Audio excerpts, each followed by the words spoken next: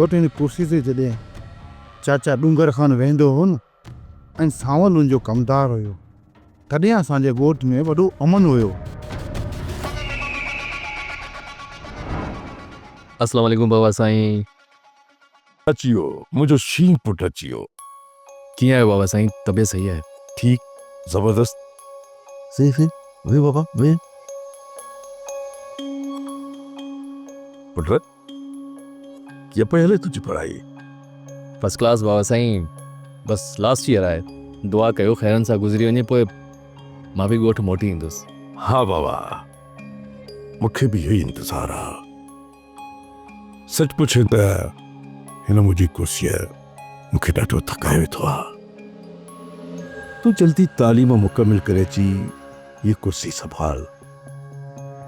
हाणे हिन कुर्सीअ जो वज़न मूंखां गुरु थी वियो आहे।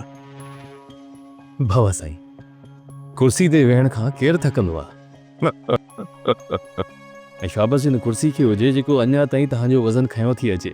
पुट तोखे ईअं लॻे थो त हिन वक़्त ताईं हीअ कुर्सी मुंहिंजो वज़न खयूं पई अचे ऐं मां हिन कुर्सीअ मथां वेठल आहियां। पर बाबा, जॾहिं हीअ कुर्सी मूं अव्हां जे हवाले कई तव्हांखे पोइ ख़बर पवंदी त हिन कुर्सीअ जो केतिरो वज़न आहे। पर मूंखे पूरी उम्मीद आहे तव्हां हिन कुर्सीअ खे ख़ुलूस दिल, नेक नियती ऐं ऑनेस्टी सां संभालींदो। इंशाल्लाह। पहिरियां मां सम्झंदो हुयुसि त हिन कुर्सी ते वेही सिर्फ़ हुकम हलाए सघिजे थो, पर बाबा साईं तव्हां सही चवंदा। हिन कुर्सी ते वेहण वारे जे कुल्हनि ते न सिर्फ़ पंहिंजी बिरादरी जो वज़न, पर अमन ऐं इंसाफ़ जो वज़न बि वधी थो वञे ऐं माण्हू उन वज़न में दॿिजी थो वञे। जॾहिं माण्हू उन वज़न मां जान छॾाइण चाहे थो त पोइ ज़ालिम बणिजी थो वञे, ज़ुल्म थो करे।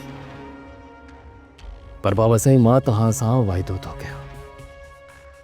कयां त हिन कुर्सीअ जो भले केतिरो बि वज़न मुंहिंजे मथां छो न पइजी वञे, पर मां इंसाफ़ जो दामन कॾहिं बि न छॾींदुसि।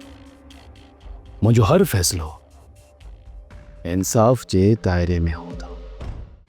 सोप सीरियल पंजाबेरी तमाम एपिसोड्स ॾिसण लाइ विज़िट करियो असांजो official YouTube channel Sindh TV HD drama. Subscribe कयो असांजो official YouTube channel Sindh TV HD drama ऐं वधीक अपडेट लाइ बेल आइकन खे क्लिक करियो।